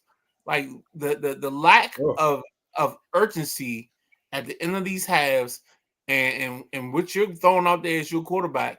I've never asked for Tyrod Taylor to be anybody's quarterback because I know he's going to get hurt. But Tyrod, excuse me, KG, to say it correctly, Tyrod Taylor should be in this ball game because Justin Fields gives them nothing. He's about as helpful as a castrated bull in a fertility clinic for cows. All right, we're not talking about the Jets no more. All right, so let's go back. Bills versus the Falcons. Let me finish this up. I got the Bills winning this ball game. I got the over happening because the Falcons have enough offense that it's going to be a player in this ball game. I think you get a touchdown out of Drake London. To be honest with you, I got him. So I got the Bills winning. I got the Bills covering. So give me the 4.5. And I got the Bills going over the 49.5. KG. I'm gonna go ahead and be real with you. I think that the Bills rebound very, very quickly, very easily, and they take this one in a runaway. They do the heavy lifting as usual. They'll go over the 49.5 and they'll win by more than 4.5. Anthony, we don't have the Chargers versus Dolphins on our list, but I will not on the list this week when you broke it down before the end of the show. And there's your comment right there. Chargers cover because my Dolphins defense can't cover a nosebleed. Now offense is in that. The Chargers winning by 10 plus points. Oh yeah. Chargers win by 3 touchdowns. Justin Fields is ass. And you know what's crazy? I thought Justin Fields was going to do something this year because he changed his whole regime. He got a new offensive coordinator. But now one thing that was said on this panel that I do not agree with. You cannot fire Aaron Glenn. Oh, no. That's the worst thing you can do right now is fire Aaron Glenn. He has to be given the opportunity to fail. Sure. That is the problem that we have so often. A lot of coaches are not given the opportunity to fail. He has to be able to be given that opportunity and actually turn this team around and put his stamp on it. One season, one off season does not put your stamp on the team, does not put your fingerprint on the team. We saw that in New England when they got rid of the last coach for Vrabel. He didn't have a chance to put his thumbprint on the team. He's gone now. So let's not do that. Let's not talk about that with Aaron Glenn. Let's not do that. Next up is the Monday night one. Bears versus Commanders. And I can go one of two ways. I can do this. Hey. Yes, sir. My bad. This is a me. I'm about to go Omaha. Because of the time we're making. Just a Are we doing good? Patriots fan. So let's try Already, to. it's already loaded, baby. All right, so let's load him up and let's get him in on his team before we go to ours, because it's just we're gonna go a little bit longer with our team. So let's get So him. we'll switch over to that.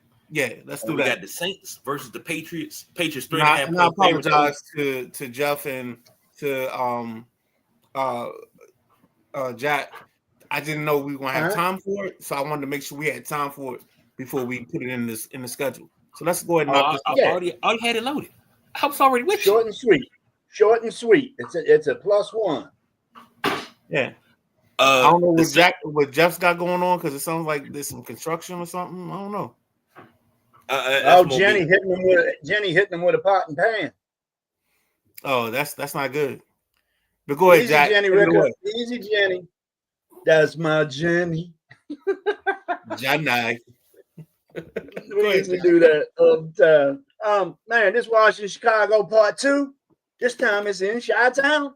No. Remember No. Go back. Hold on, Jack. Saints, What? Patriots. Oh, that's right. Patriots, Drake May, man.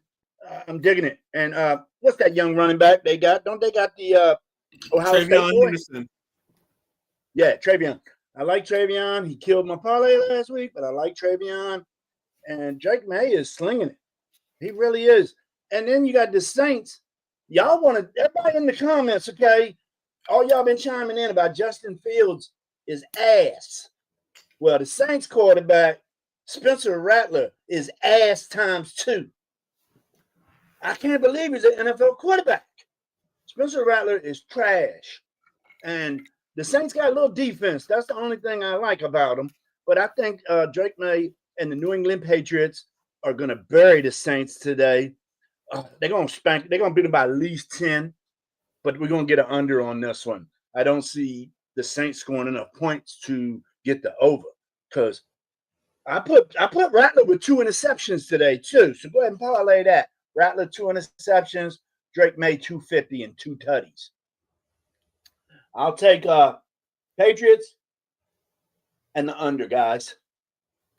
Gosh, it's Jeff, sad that you we with lost. us? Ooh, We lost him. let me And that was text over. him while you guys go over. Yeah. I see his thing in the side, but I don't see him in the joint. So there he is. I think he's There back. he is. There, There yeah. he is. Uh-oh. It put me backstage for some reason. Yeah, you must have broke the rule. I don't know what I did. I must have done something wrong, but here's what I'm gonna tell you. We started talking about the Patriots. That's why you got bumped out of the room. Well, let me tell you, the Patriots finally got a head coach after Bill Belichick. Finally, Okay. they finally got smart I agree. enough to I agree. bring the off. They finally got smart enough to bring the offensive coordinator back. They finally, I think, have found a quarterback since Tom Brady, and they will kill the Saints today. They will beat the Saints. I'm not sure the Saints can score many points. I really don't think they can. Correct.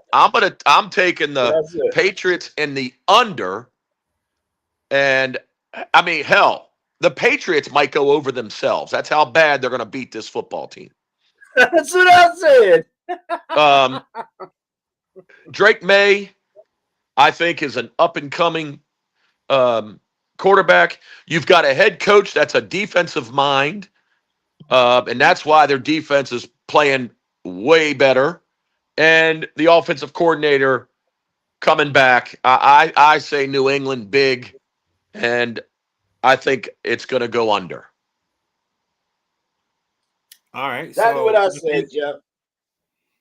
I mean, I think New England does all the heavy work, and if you say it's as easy as you think it is, I'm going to go ahead and say that the Patriots and the overwork. Oh shit! I mean, why not? I mean, you got listen. That quarterback from the Saints, wasn't he on some variety show, some ass show? Yeah. First off, he's the ugliest quarterback in the NFL. I'm gonna say that too. That's one of the red bones. Go ahead. The Saints are not a good football team. So Jeff, he was on the show with I think it was Justin Fields himself, and it was two other quarterbacks. Jake Fromm from Georgia. He was on that quarterback show where they followed him around high school. Yeah, they follow him around high school. Yeah. The fact that he's a starting NFL quarterback is embarrassing. That's what I said. You didn't hear my review of this game. I said the same shit you did, Jeff. Blowout and Rattlers. It's embarrassing. Didn't he just win his first game? Who did he just beat? I think he just beat the Little Sisters of the Poor. That's who he beat. Yeah, you dead. Yeah. Yes. He won his first game in his career. He's been in the league, 4 years? No, he's only been in the league 3. If that. Give me a half a year. Come on, don't beat me up. No, I'm not beating you up, but I mean, I think What you got? He's I forgot what class he's in, and I apologize for that because Jeff, I said around because it was him. Sam Hartman was on the show. Justin Fields was on the show, and I can't remember the other quarterback that was on the show. But well, guess what? None of them are any good in the NFL. That whole TV show was ass. That show was just and I thought Fromm was going to be good. Yep. Oh, so Fromm was on that show. Okay, so there's your 4. And then the year after, there was a kid that was supposed to end up at Maryland, and there was a couple other kids on the show. That show was just one of those things where, I mean, we're projecting guys that are high schoolers into the pros. I mean, you know how bad we've been at this projection thing. And you know what? I'm not going to go too much further on this because we're getting around that time where we need to give the Commanders all their love. So I'm going to do my pick this way. I got the Patriots winning. I got the Patriots in the over because I think the Saints will have enough of a heartbeat that we hit the over. And whether it's 35-17 or whatever, that's how it goes. KG, take it away. KG, 1 minute, time out. Hey, Jeff, I put in a parlay, Spencer Rattler, 1 interception, Drake May, 250, Drake May, 2 touchdowns. Lock it in, guaranteed. Pick of the week. KG, I like it. To you. I like it. All right. This one quick and sweet. The Patriots win this one. I think I agree with them doing the heavy lifting. Go ahead and give it to me 40-3. That means you got the under. That's an under the KG joint. Tim said you couldn't not turn around the Jets with an 18-wheeler. J-Dub said, yeah, Timothy Watkins, Jets are definitely struggling. But I don't think that's an Aaron Glenn thing. I can go on and on about that, but we got to get to this. That's not an Aaron Glenn thing. No. That's they need another quarterback, but we'll talk about that later. Right. You got Bears versus Commanders. That's for you, Jeff. Oh, you want me to do my pick? Well, I was at the Bears. I was at the Bears Redskins game last year. Are the Redskins a better football team this year compared to last year? Is Chicago a better football team this year compared to last year? I'm going to say Chicago's a better football team than they were last year. I'm going to say that the Redskins are not as good as a football team as they were last year. So I'm going to take the Bears and the points, and I'm going to take the under. I think, now I'm not sold on Caleb Williams yet, but I am sold on the new football coach. I am sold on the Bears defense. I just think the Redskins defense has been playing well, but I think they've been playing over their head. I think Caleb Williams has a big day today. They should have beat him last year. My son is a huge Bears fan. Bear down with the Bears. and take the under. I got you down, partner. I got you down, but you're gonna have to just hold on 1 minute, bro. Hold on 1 minute. All right. Washington's run game is better this year. If Washington can get their wide receiver room healthy and continue to keep Jaden Daniels upright and off that knee, he needs to slide more. Von Miller, Bobby Wagner. Bobby Wagner's doing, like Midnight Rider said pre-show, Bobby Wagner's doing Bobby Wagner things. He's getting 11, 12 tackles a game, just running all over the field, sideline to sideline. And my boy, me and Midnight Rider's boy, Mikey Samerstill, he's out there hawking the ball. Got 2 interceptions, several passes defense this year. McLaurin's out. Noah Brown's out. So Debo was questionable last I heard. I haven't heard the game time decision. I believe Debo will play today. Debo's got 38 targets from Commander quarterbacks, 30 receptions. I don't have nothing wrong with that percentage. But over in Chicago, they don't have a run game, man. DeAndre Swift ain't giving them shit. Odunze is all their offense I've seen in Chicago. And Odunze's got 5 touchdowns. He's doing really well this year. They got a safety, Kevin Bard. He's a ball hawk in the Chicago backfield. But I'm going Commanders. Jaden Daniels' second game back from his injury. I know Chicago's coming off a bye and they're fresh and so clean, but Washington's going to beat them this time definitively. That's my big word for the day. And that's not a Carroll word. That's a Bladensburg word, definitively. Washington. So, Jack, how definitively do you think they're going to beat them? What are you so confident about that it's going to be definitively? Are you saying by 10, by 14? What? Because I can do a steak and cheese bet with you too. Oh, yes, God. sir. 12 to 14. 12 to 14 points, but I'm not giving you no points. We're going to go right up in the steak and cheese. I'm down like Charlie Brown. We can go to spread of the game. I'll give you 4.5. We'll make it a friendly little I told you so wager. How about that? Midnight Rider, if he's scared, say he's scared. I already took the 4.5. Oh, shit. Now, I think Washington's going to win by 14. And I think Chicago's going to be low scoring, maybe 10 points. Well, then all you got to do is, if you think they're going to win by 14, then all you got to do is give me 13.5. And you still win. I'll give you 5 because what I think ain't always right. I'll give you 5. All right, give me 5 for a steak and cheese. Oh, Jeff Ricker, 5 for steak and cheese. Jeff Ricker trying to give up steak and cheeses left and right. It's like Oprah. You get a steak and cheese. You get a steak and cheese. Hey, I was out last night for a little bit. I ain't had a steak and cheese in months. Yo. I haven't had a steak and cheese in 5 months. Yeah, I'm down for Jeff. that. I've been eating good, Jeff. I'm down 25 pounds. That's awesome, dude. I'm down almost 30 right now. I'm at 20. This is the first He time. up 20. No, I'm down 20. This is the first I time didn't I've know been you were under losing. 250 since 2005. I'm 248 right now. Well, maybe we should change these bets to a tuna fish sub. No. Chicken salad, turkey club. Nah, you gotta get grease on the elbows, boy.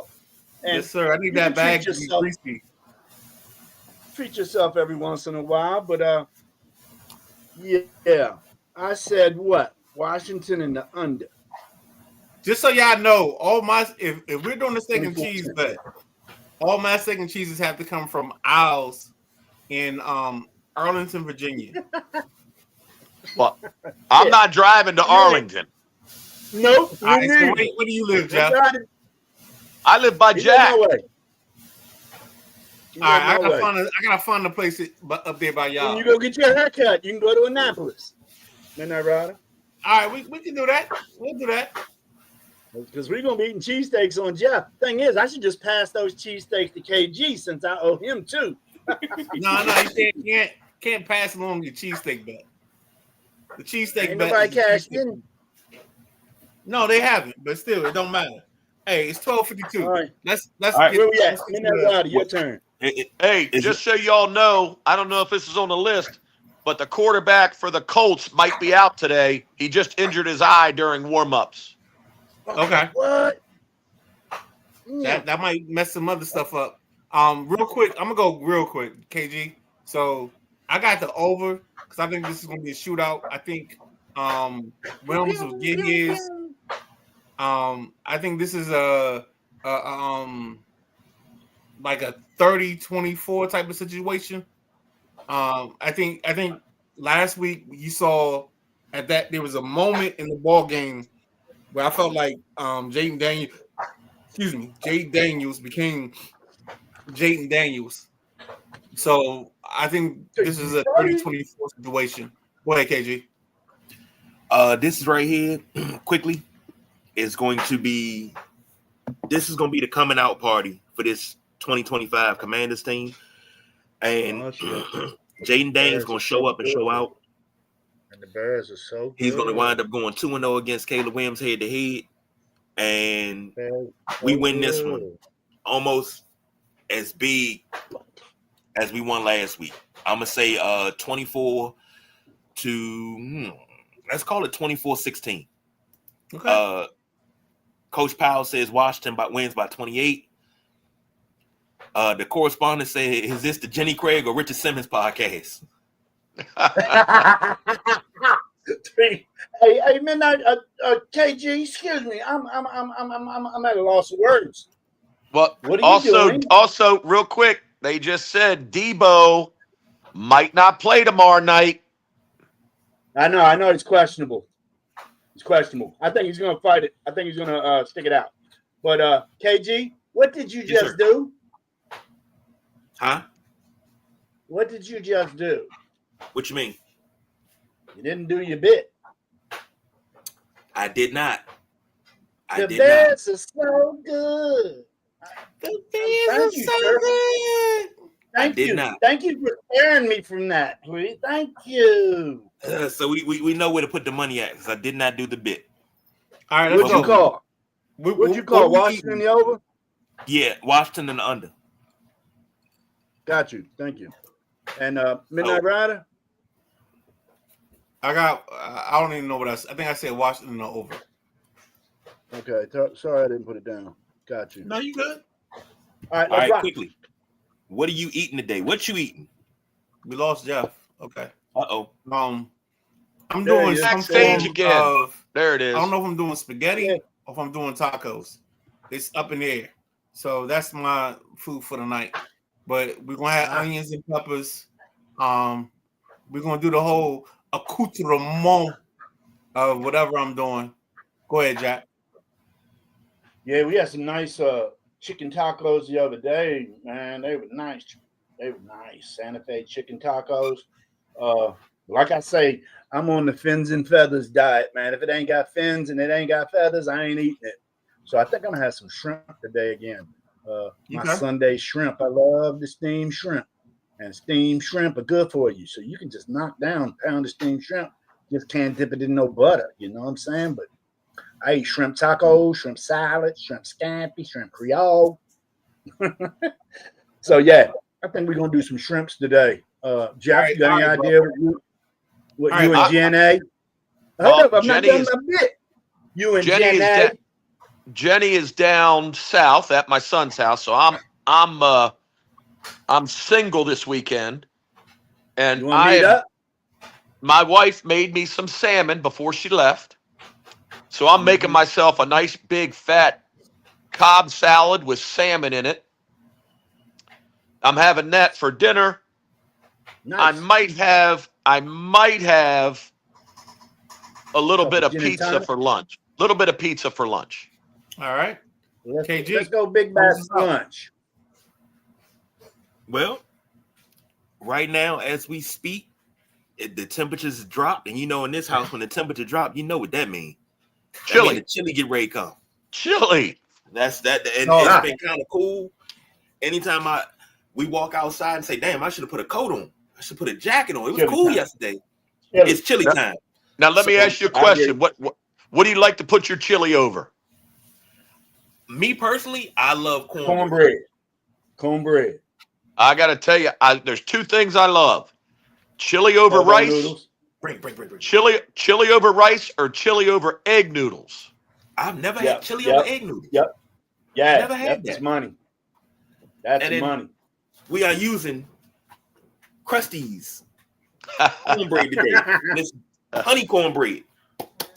Hey, And we fellas, got rice too. look, we wrapped up what you're eating, but I had a question I wanted to ask Jeff. We got 2 minutes, Oh, but Jeff. I'm not finished yet. Oh, sorry, And Swall. we're having Sorry, apple Swall. turnovers. All right, go ahead, I Jack. ain't had no Now blue go, Jack. bread. Go ahead, Jack. So Jeff Ricker, we got 2 minutes, man. Let's get this answer in. What do you think the league can do about these tie games? How can we stop ties in the NFL? There should never be a tie in the NFL. Amen. I agree. Never What do you be- think never we be can a- do? If you go through one quarter of overtime football, hear me out, and nobody scores, right? Put the ball down on the 5-yard line, give each team four plays, or the 10-yard line, and you go until somebody wins. Yeah, I Go agree. down to like college football. Go down to the 5-yard line, give them 4 plays, or go down to the 10, and if nobody wins, go to the 5. You can't have a tie football game in the NFL. I agree. I didn't like it, especially that game, that Cowboy Green Bay game. Jesus Christ! You sit up all night long, 1 o'clock in the morning, and it's a tie game. God dang. If you want to do that, let's go back to the real shit and let's go sudden death, because that's the way it should be. If you got the grumps in the room, I'm tired of us placating to everybody else and making everybody feel good and giving everybody award trophies for playing. If you want to be real about this bullshit, it's easy. We do sudden death, and then when we get to the playoffs, y'all can have y'all community shit, and everybody can get a chance. But I don't need everybody to get a chance right now when we in the regular season. That's my speech. Correct. That's my topic, and I'm out. I don't have a problem with giving each team, because I don't like it to be decided by a coin toss. Having said that, I don't mind giving each team a possession. Give each team a possession, and if it doesn't, but you don't have to go a whole quarter. Give each team a possession, and then go to the 10-yard line, and right away, if you score, you got to go for 2. If the other team scores, it's you must go for 2. No extra points. Go for 2. And that would be the rule. Okay. I'll let y'all have y'all rule, but I'm good with sudden death. I thought I could just, I just wanted to pass that on to Jeff, being a longtime coach, and I just want to see what he, as a coach, thought of that. That's what I had it on my desk since last night. I was like, let's see what Jeff thinks. And a tie's like kissing your sister. Just get a winner. KG. True that. 1 o'clock, let's play football. Yes, indeed. It is time for some football. Go enjoy the games. Make sure you got your picks in your fantasy lineup already set. For the gentleman Jack, Coach Jeff, the Midnight Rider, I'm the big guy KG. We did the damn thing. We are out of here.